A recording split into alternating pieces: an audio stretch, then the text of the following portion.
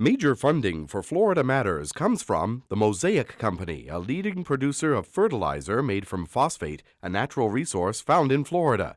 America's farmers depend on Florida phosphate for their crop nutrition needs. Mosaic, helping America grow. I'm standing today on Cuban soil, but I'm not in Cuba. Jose Marti Park, right here in Ybor City, is a bridge between two cultures. A piece of land owned by the Cuban government, but right in the middle of Tampa. Today we're going to explore the complex relationship between the U.S. and Cuba and how Florida fits into it all.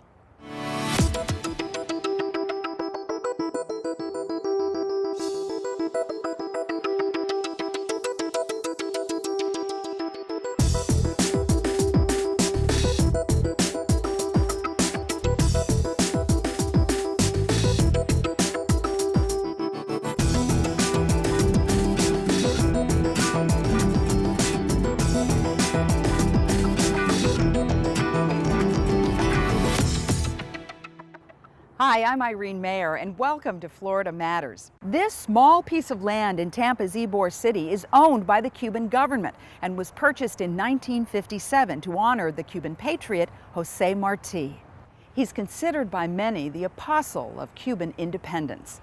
This place also serves as a symbol of the relationship between the state of Florida and the country of Cuba.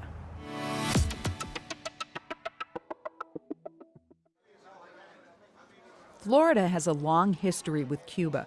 In the 1880s, Cuban citizens traveled freely to Tampa to work in the cigar factories of Ybor City and West Tampa. Many made Florida their home, but when Fidel Castro took control of Cuba in 1959, many Cubans fled to Miami as political refugees. In 1980, under tremendous pressure, Castro allowed 125,000 Cubans to leave for Miami in what is known as the Mariel boat lift. They came on any kind of boat that Miami organizers could secure. Again in 1994, amidst political turmoil, 50,000 Cubans left for Florida, this time risking their lives on homemade rafts. Today, 2 million Cubans reside in the United States, and 2/3 of them live in Florida. Because of the repressive Castro rule, the flow of Cuban refugees continues. The West Tampa Sandwich Shop is a place where friends can get together to talk about old and new times. The small restaurant sits in the heart of Tampa's Latin community, and many of the customers here have ties to Cuba. Melina Velasquez works as a waitress, serving café con leche, Cuban toast, and Tampa's famous Cuban sandwiches. Melina left Cuba in 1998 and still has close family there. At that time, I didn't have anyone, and my family was there. Then I had the opportunity to bring my mother here with me after 10 years in this country. And now my mother's the only one here with me. The rest of my family is still in Cuba. In reaction to 9/11, the Bush administration tightened restrictions on Cuba, limiting Melina's ability to visit her family and send them financial support. Of course, I would really like for the restrictions to be taken away, because even though my mother is here, and my father and his brother and his wife will be coming soon, my grandparents, my uncles, my cousins, all my family's still there. And I still have to help them because the economic situation in Cuba is very bad. And of course, I would love to have all the restrictions taken away so that I could go to see all my family that's still there, send them money, call them, and visit whenever I want. For me, that would be a lot better. A week after taping this interview, President Barack Obama signed a bill easing those restrictions. For Melina and many Cuban Americans, this will provide a lifeline to their family members. Patrick Montega, editor of La Gaceta, a popular Spanish-language newspaper, is frustrated with the lack of forward progression. We actually have probably gone backwards in our relationship with Cuba from where it was 7 or 8 years ago. At the West Tampa Sandwich Shop, there's no shortage of opinion on Cuba and the embargo. Many patrons would like to see the embargo lifted for a variety of reasons. Rex Rodriguez travels to Cuba regularly on business. What I'd like to see is the embargo lifted and all the travel ban lifted, for the simple reason is It's been used for 40-some years as the cause of all the problems in Cuba. I think that if the embargo don't do nothing for how long, 40 or 50 years, I don't think that is good at all. The United States embargo against Cuba has been in place since February 7, 1962. Its purpose was and still is to bring down the Castro regime by blocking trade with the small island nation. Since the beginning, some of the embargo's most passionate supporters have been Floridians. But as time marches on, some hardliners are considering a new approach. Here's Carson Cooper with the story.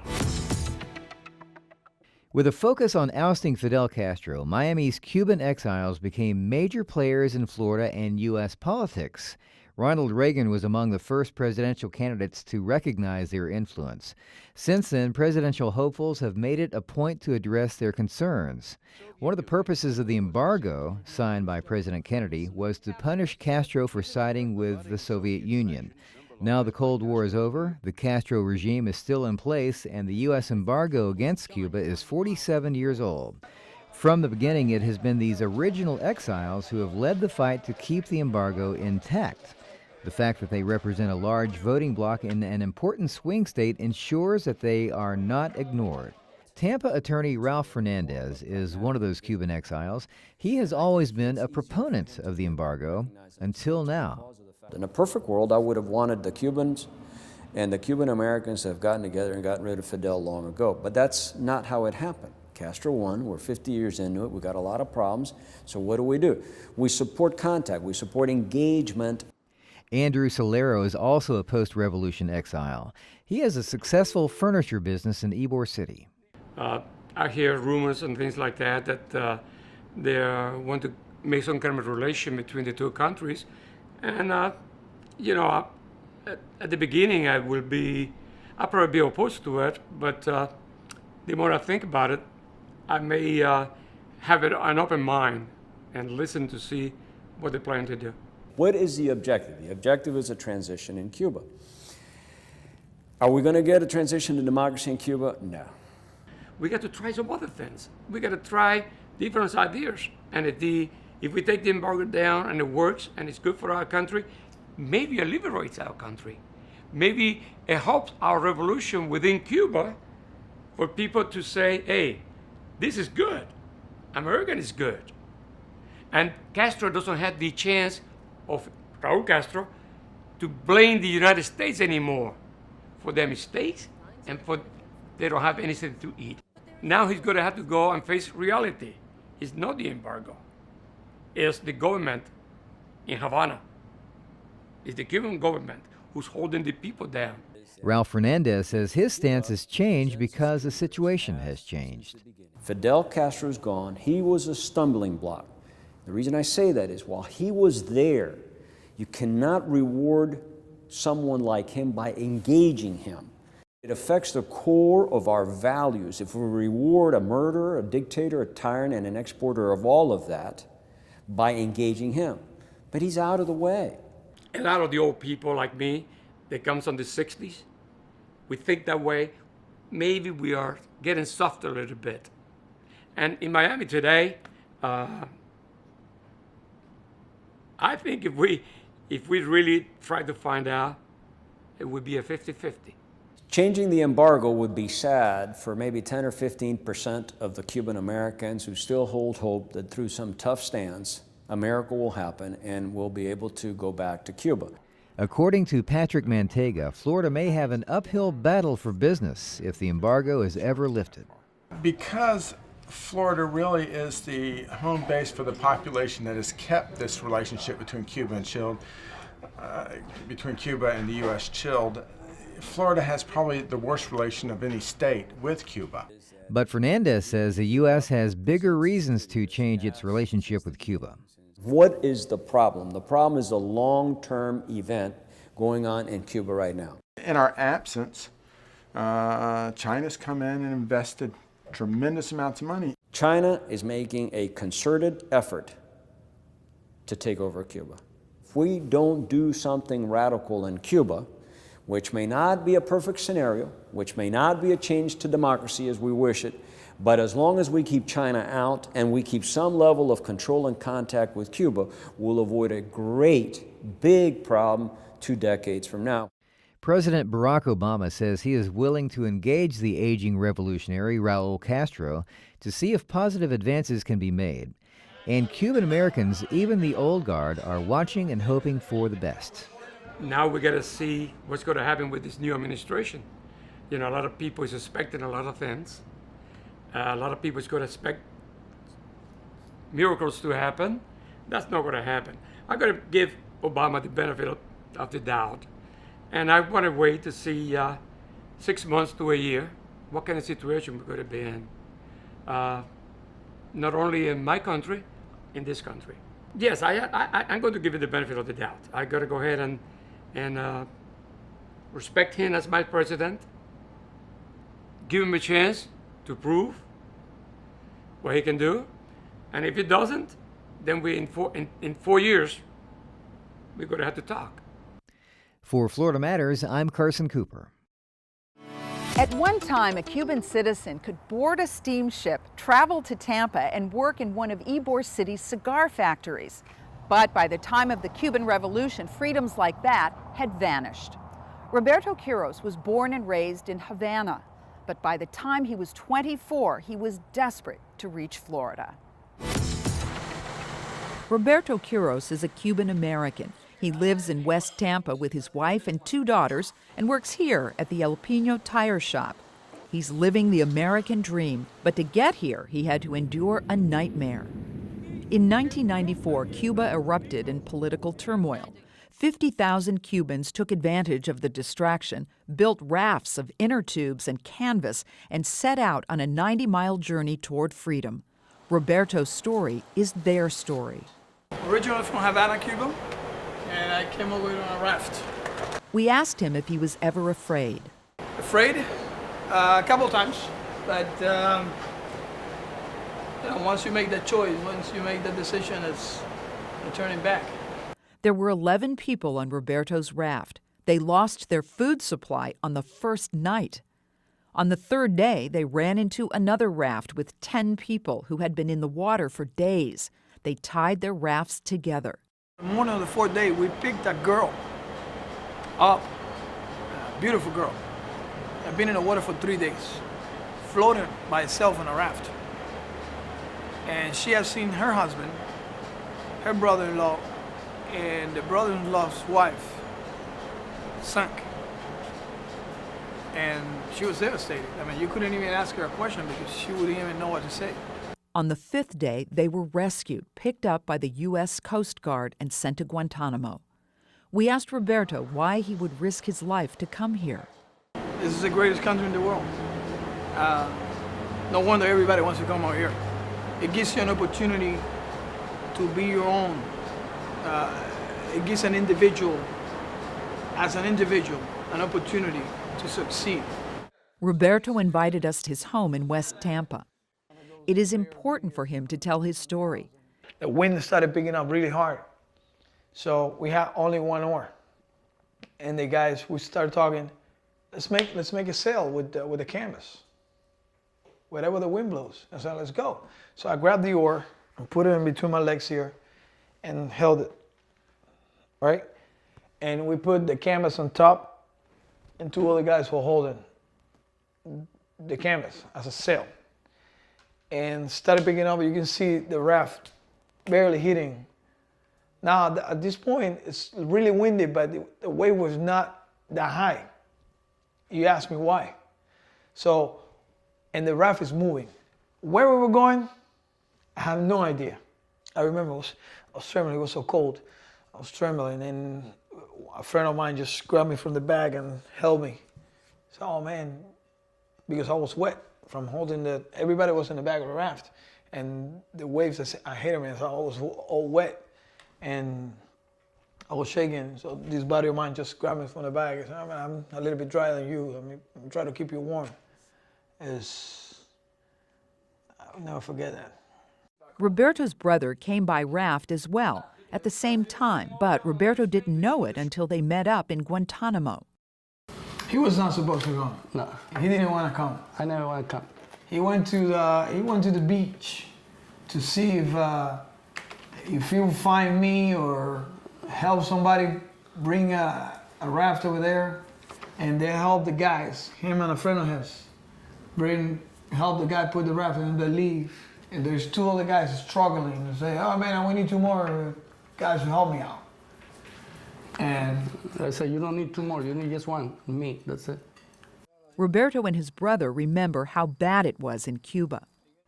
If you walk from your girlfriend's house to the bus stop to take a bus to go home, they will stop you 2-3 times.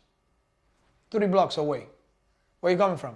Economic conditions were deplorable. How you legally feed your family? How can you feed your family by just going to the store and buying if there's nothing in the store? No way to do it. Or you already bought whatever it is that they allocate for you at the store. That night, Roberto and his family enjoyed a meal they could have never had in Cuba. They enjoyed the taste of freedom. Of the 50,000 who left Cuba when Roberto left, only 30,000 have been accounted for. Roberto normally works in construction, but because of the tough economy, he enjoys his work at the El Pino tire shop. He plays soccer on Sundays in the warm Florida sun and continues to live out his American dream. In today's Florida Story, Larry Elliston visits with another Cuban-American family as the memories of Castro fade with time, distance, and new generations.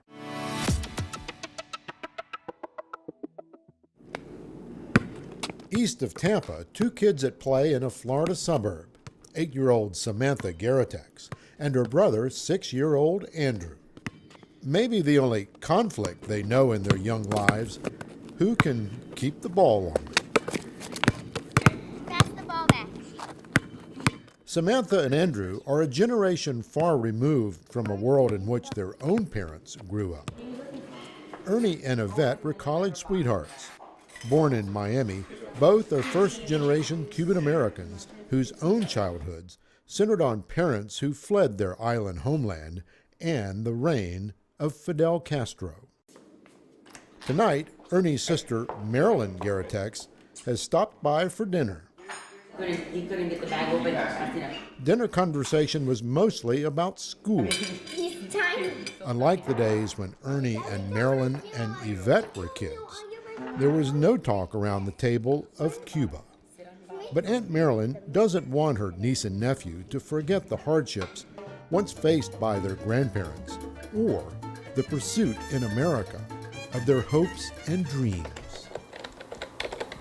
So as a journalist for the St. Petersburg Times, Marilyn wrote about her own experience growing up with Fidel Castro. Her personal essay was written a year ago. It still rings true. 50 Years of Fidel in My Family by Marilyn Garritex. Back in Cuba, the sky was brighter. Back in Cuba, the grass was greener. Back in Cuba, the flowers were prettier. My siblings and I grew up hearing that phrase constantly. There was one and only one thing that wasn't great back in Cuba: Fidel Castro. I have never met the man, but he has been a never-ending presence in my life. My parents, grandparents, and other adults in my family despise him. They had to adapt to a new country while mourning the loss of their homeland, to a revolution they vehemently opposed. And they blamed Fidel for everything. When I was a child, he was the boogeyman. When I was a teenager, he was the reason I didn't know my uncles, aunts, cousins in Cuba. When I was a college student, he became the center of political discussions with my father.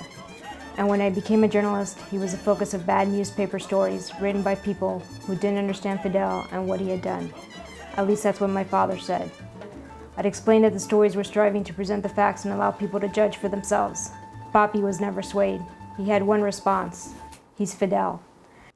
Marilyn's father, Erasmo, was born in the countryside of Camagüey province, and her mother, Sylvia, in Havana. Though engaged in their beloved Cuba, the young couple would marry in Miami. Fidel's 1959 revolution divided my father and his 11 siblings, pitting brother against brother. My father acknowledges that the army wasn't perfect, but to him, Fidel's politics were far worse. His father, a country judge, died in jail. My father has hinted at being jailed himself, but won't say more than that. He eventually escaped and was the first to arrive in Miami in April 1960. My mom, who worked for an American cargo company, smuggled him aboard a departing ship to Key West. She followed a few months later, arriving on the American company's last ship out of Cuba. U.S.-Cuban relations chilled to a deep freeze shortly after. My parents were married in November 1960 with only 2 family friends as witnesses. Many and their families eventually arrived on the Freedom flights that brought thousands to the United States. My father's older brother's younger sister, however, remained in Cuba. It is hard for me to imagine the courage it took to leave home for a strange land. As a journalist, I was in a Coast Guard cutter reporting on the 1994 exodus Fidel allowed that had Cubans jumping on rafts. Whether in the end they did it for political reasons or economic reasons, every time a Cuban was pulled from the sea, I thanked my parents. Moments like that and my father's stories helped me understand that their obsession with Fidel stems from an emotional and personal place. My parents would like us to despise Fidel with the same passion. Perhaps some in my generation do, but my brother, sister, and I will never experience what our parents did. We can only respect it, try to put ourselves in their shoes, and support it in our own way. Everything is Fidel's fault. But as little Andrew made the weekly phone call to his grandparents, still living in Miami after 50 years, Hello. it was quickly apparent that conversation between the 3 Garatex generations was not about the past. Like their father and Aunt Marilyn before them, Andrew and Samantha are being introduced to Cuban culture, but it's different. My niece and nephew, however, don't know who Fidel is. My father rarely talks about him in their presence. As with us, he is reluctant to share the painful memories. Papi, ¿cómo estás? My generation is Cuban American, but my niece and nephew are perhaps more American Cuban. Hi, abuelo. How are you? Good. ¿Está bien? Sí. Muy bien, gracias. ¿Cómo está? Bien, bien. Though Marilyn and Ernie didn't experience the pains of Cuba firsthand, they lived it through parents who did. And though we want to keep that, living memory for them, it's also tough as, especially with my children in the next generation, how it becomes further apart, and they don't really understand, Fidel and what Fidel did to the country. So we're sort of caught between sort of the past and the future. The future is, generations who will probably know less about Fidel and less about what's happening in Cuba, but the past remains strong, and those of us who are in between and are really the link in between those 2 generations. But they do see the benefits, and they do see, the best parts of Cuba, and, the livelihood as far as all the work ethic that my parents has brought over and done, and the good parts about our traditions and family and the food and all the good times. An ailing Fidel Castro retired as president in February 2008, only to be succeeded by his brother Raul. But the legacy of Fidel still looms. Marilyn Garatex envisions a time when the bearded Cuban dictator will no longer be a part of family conversations, but she's certain Fidel Castro will always be a presence in her life. You see, Marilyn and Fidel both share the same birthday, August 13th.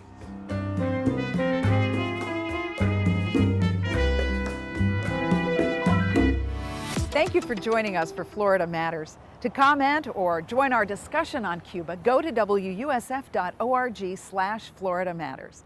Until next time, I'm Irene Mayer.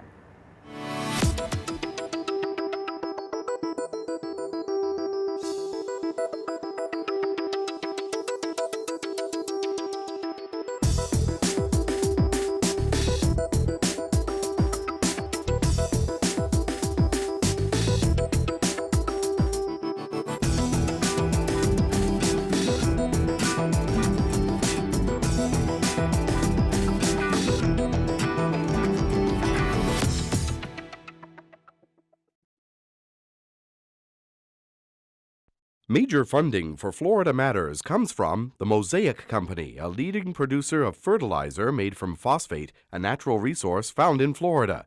America's farmers depend on Florida phosphate for their crop nutrition needs.